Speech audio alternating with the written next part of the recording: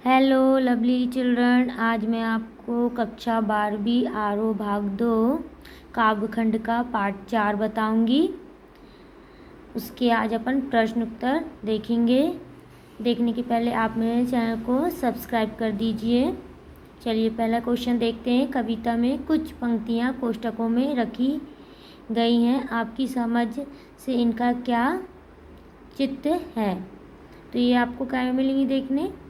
यहाँ पर आगे देखते हैं, अपन उत्तर देखते हैं। पहले उत्तर, कवि ने कुछ पंक्तियाँ कोष्टक में रखी है। ये कोष्टक कवि के मुख्य भाव को व्यक्त करते हैं।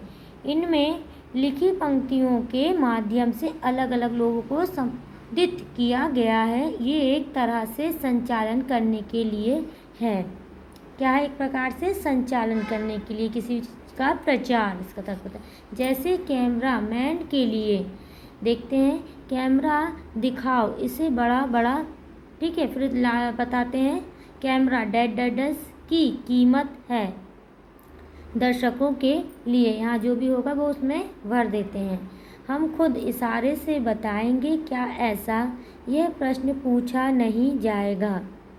व्यक्ति को यह अवसर खो देंगे, बस थोड़ी कसर रह गई। ये कोष्टक कविता के मुख्य उद्देश्य को अभिव्यक्त करने में सहायक होते हैं।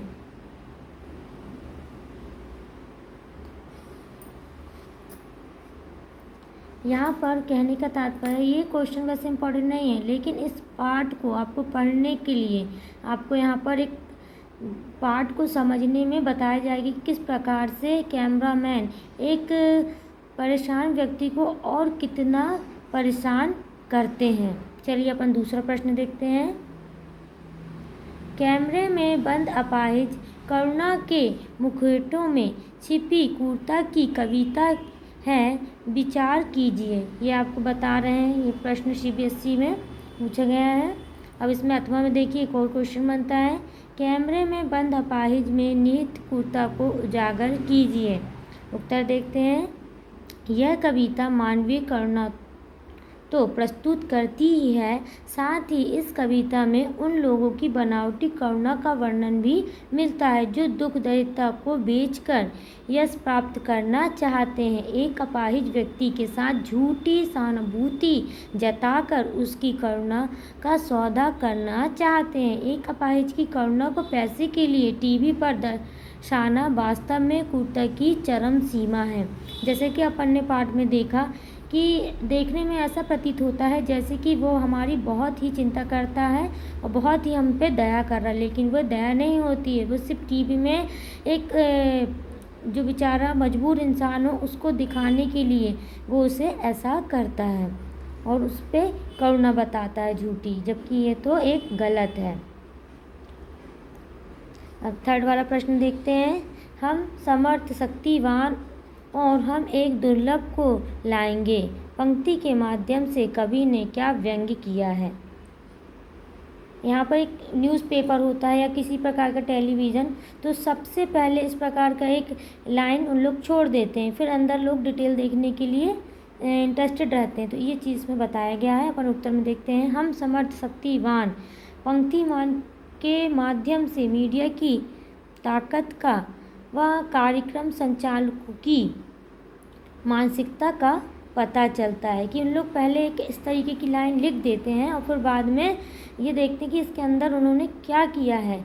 मीडिया कमी या मीडिया संचालक अपने प्रचार प्रसार की ताकत के कारण किसी का भी मजाक बना सकते हैं तथा किसी को भी नीचे गिरा सकते हैं। चैनल के कारण किसी का भी मजाक बना सकते हैं और किसी को भी नीचे गिरा सकते हैं। चैनल के मुनाफे के लिए संचालक किसी की करुणा को भी बेच सकते हैं। कार्यक्रम का निर्माण व प्रस्तुति संचालकों की मर्जी से होता है। अब जैसे कि किसी की परेशानी कम है या ज़्यादा, ये डिपेंड मीडिया वाले पे करता है कि वो उसको कितना कम और ज़्यादा करके प्रस्तुत करें।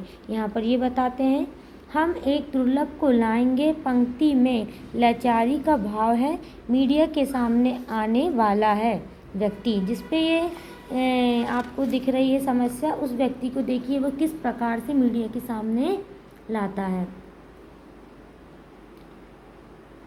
कमज़ोर होता है मीडिया के अटपटेस प्रश्नों से। जैसे कि मीडिया वाले होते हैं, न्यूज़ रिपोर्टर, तो जो बेचारा परेशान होता है उससे और वे मन से जोड़ जोड़ के वे और प्रश्नों को करते हैं, और जिससे सामने वाला जो बेचारा परेशान व्यक्ति है वो और ही निराश हो जाता है।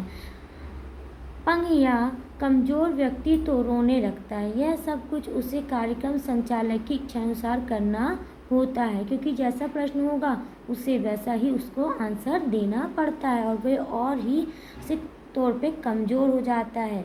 मानसिकता से वह अच्छे से आंसर भी नहीं दे पाता है। अब चौथा प्रश्न देखते हैं। यदि शारीरिक रूप से चुनौती का सामना कर रहे व्यक्ति और दर्शक दोनों एक साथ रोने लगे तो उससे प्रश्नकर्ता का कौन सा उद्देश्य पूरा होगा? तो आंसर हम देखते हैं। यदि साक्षात्कार देने वाला अपंग व्यक्ति और दर्शक दोनों एक साथ रो देंगे तो प्रश्नकर्ता सहानुभूति प्राप्त करने में सफल हो जाएगा। उसका यह भी उद्देश्य पूरा हो जाएगा कि हमने सामाजिक कार्यक्रम दिखाया है, ऐसा कार्यक्रम जिसमें अपंग व्यक्ति की व्यथा का मानविक चित्रण हुआ है।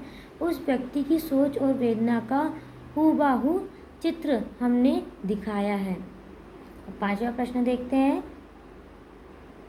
पर्दे पर वक्त की कीमत है कहकर कवि ने पूरे साक्षात्कार के प्रति अपना नज़रिया किस रूप में रखा है? इस पंक्ति के माध्यम से कवि ने पूरे साक्षात्कार के प्रति व्यावसायिक नज़रिया प्रस्तुत किया है। यहाँ पर बिजनेस समझ आ रहा है एक प्रकार से, और व्यावसायिक मीन्स यहाँ पे बता रहे किसी प्रकार का जिसमें उनको मुनाफा प्राप्त हो, इस प्रकार से वे कार्य को करते हैं एक व्यक्ति के साथ जो बेचारा ऑलरेडी पहले से ही क्या था, परेशान।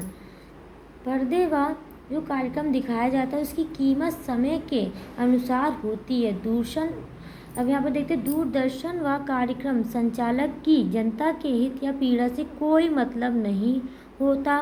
वे अपने कार्यक्रम को कम से कम समय में लोकप्रिय करना चाहते हैं। यानी कोई भी चीज़ बेकार भी है, लेकिन यहाँ क्या करते हैं, वे अपनी चीज़ों को इतने अच्छे से बताते हैं कि वह जल्दी से क्या हो जाए, लोकप्रिय हो जाए। अपंग की पीड़ा को कम करने की बजाय अधिक करके दिखाया जाता है ताकि करुणा को नकदी में बदला जा सके। संचालकों की सहानुभूति भी बनावटी होती है। उन्हें तो कुछ नहीं, उनका चैनल में अगर ये शो अच्छे से टेलीविज़न में दिखाया जाएगा तो उन्हें क्या होगा, पैसे मिलेंगे, और जो बेचारा दुखी इंसान का दुख बढ़ जाएगा। उसे कुछ नहीं, सिर्फ करुणा ही दिखावे में दी जाएगी मीडिया वाले की साइड से। अपन देखते हैं जो अन्य महत्वपूर्ण प्रश्न आपके आते हैं। पहला प्रश्न है, कार्यक्रम को सफल बनाने के लिए प्रश्नकर्ता क्या सोचता है? उत्तर, प्रश्नकर्ता सोचता है कि यदि अपंग व्यक्ति के साथ साथ दर्शक भी रो देंगे तो उनकी सहानुभूति हमारे चैनल को मिल जाएगी। तब हम इसी प्रकार की और कार्यक्रम दिखाया करेंगे जिसका हमें खूब फ़ायदा मिलेगा। हमारा चैनल दिन दोगुनी रात चौगुनी तरक्की करता जाएगा। लोग हर समय हमारे चैनल को देखा करेंगे। यहाँ मीडिया वाले को भी फ़ायदा है और चैनल वाले को भी मुनाफा है। दूसरा प्रश्न, प्रश्नकर्ता अपाहिज व्यक्ति को उसके अपाहिजपन का एहसास क्यों दिलाना चाहता है? उत्तर, प्रश्नकर्ता चाहता है कि वह रो दे ताकि उसका रोना देखकर लोगों की करुणा जाग उठे। यदि ऐसा हो गया तो कार्यक्रम निश्चित रूप से सफल हो जाएगा। इसलिए वह अपाहिज व्यक्ति को उसके अपाहिजपन का एहसास दिलाता है। कवि ने किस क्रूरता का चित्रण किया है? उत्तर देखते हैं। कवि ने यहाँ पर बता रहे किस क्रूरता का चित्रण किया है, किस क्रूरता का चित्रण करा, तो कवि ने बताया है कि कवि ने इस कविता के माध्यम से मानवीय क्रूरता का चित्रण किया है। वह क्रूरता जो करुणा के मुखौटे में छिपी है। यही मुखौटा ओढ़कर टीवी वाले अपाहिज तक का मजाक उड़ाते हैं। उससे झूठी सहानुभूति रखते हैं, उससे ऐसे ऐसे प्रश्न पूछते हैं कि मानवता भी सार हो जाए। कभी कभी अपन ने देखा है कि मीडिया वाले टेलीविज़न में कोई शो होते हैं तो इस प्रकार से क्वेश्चन करते हैं कि अपन को भी क्या होता है उसे सुन के गुस्सा आती है कि, और जिसके ऊपर तो ये कष्ट दुख है उसको तो दिमाग भी खराब हो जाता है और बेचारा उत्तर देता है। इसलिए बोलते हैं वो मानसिक तौर से और ही क्या हो जाता है, दुखी हो जाता है। अब देखते हैं प्रश्न, यह अवसर खो देंगे। चौथा प्रश्न है, इस पंक्ति से क्या आशय है? यह अवसर खो देंगे, इस पंक्ति से क्या आशय है? प्रश्नकर्ता अपाहिज व्यक्ति से कई तरह के प्रश्न करता है। यह उससे पूछता है कि आपको अपाहिज होकर कैसा लगता है। इस प्रश्न का उत्तर सोचकर बताइए। यदि आपने इस समय इस प्रश्न का उत्तर नहीं दिया तो आप लाखों दर्शकों के सामने अपना अनुभव बताते का सुनहरा अवसर खो देंगे। अब बताइए, अब एक व्यक्ति बेचारा ऑलरेडी अपंग है, अब उसको कैसा अनुभव हो रहा होगा लंगड़ेपन का। इस तरीके से उससे प्रश्न करते हैं और वह और क्या होता है, परेशान होता है। पांचवा प्रश्न देखते हैं, ऐसे कार्यक्रम समाज को क्या संदेश देते हैं? उत्तर, ऐसे कार्यक्रम समाज को कोई संदेश नहीं देते, उल्टे ऐसे कार्यक्रम देखकर लोगों के मन में विरोध और क्रोध की भावना भर जाती है। लोग अपाहिज व्यक्ति के प्रति तो सहानुभूति रखते हैं, लेकिन प्रश्नकर्ता के प्रति वे घृणा का भाव रखते हैं। वे समझ जाते हैं कि केवल पैसा कमाने के लिए ही ये लोग अपंग व्यक्ति का सनसनीखेज यानी कि अच्छी तीखी तड़की खबरें साक्षात्कार दिखाते हैं, यानी और अच्छे से साक्षात करके दिखाते हैं, उन्हें सामने बिठा कर पूछते हैं। उन्हें उसकी अपंगता से या मानवता से कोई मतलब नहीं होता। छठवां प्रश्न देखते हैं, हम दूरदर्शन कमरे क्या काव्य सौंदर्य बताइए। उत्तर, पहला पद कविता के मूल भाव को स्पष्ट करता है। हम शब्द का प्रयोग करके कवि ने इसके काव्य सौंदर्य अभिव्यक्ति की है। यद्यपि कवि ने कुछ विशेष शब्दों का विशेष अर्थों में प्रयोग किया है, तब भी भाषा में कठिनता नहीं है। हम शब्द के माध्यम से कवि ने पत्रकारों और मीडिया के लोगों की मत का वर्णन किया है। इस पद का प्रत्येक शब्द अर्थ यानी पद का जो भी शब्द है अर्थ की गंभीरता के लिए हुई है, खड़ी बोली है। और यहाँ पर कौन सा छंद है? मुक्त छंद है। सातवां प्रश्न देखते हैं, इस कविता में किन अलंकारों का प्रयोग हुआ है?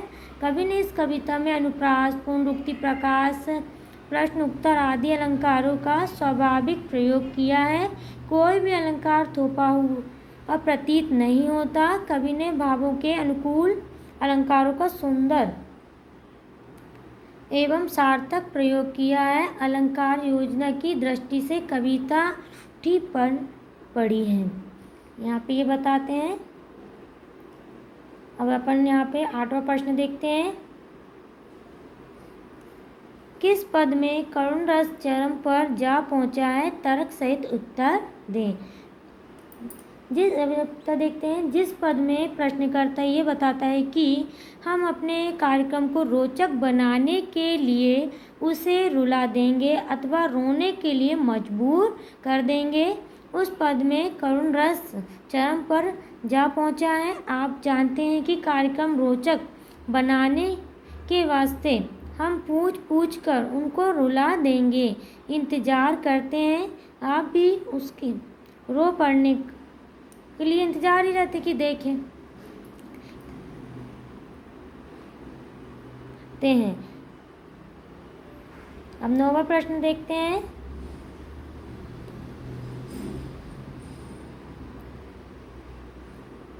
कवि ने इस कविता में उर्दू शब्दावली, यहाँ पर बता रहे हैं कवि ने इस कविता में उर्दू शब्दावली का प्रयोग किया है। उदाहरण लिखिए। देखते हैं, कवि ने कविता को अधिक अर्थवान बनाने के लिए उर्दू शब्दावली का प्रयोग किया है। उदाहरण के लिए देखते हैं, हम खुद इशारे से बताएंगे कि क्या ऐसा थोड़ी कोशिश कीजिए, इंतज़ार करते हैं आप सभी। उसके रो पड़ने का एक और कोशिश, पर्दे पर वक्त की कीमत। यहाँ पर पहले ही हम लोग क्या कर लेते हैं, कोई भी चीज़ को सेट करके रखते हैं, उस प्रकार से प्रदर्शित करते हैं।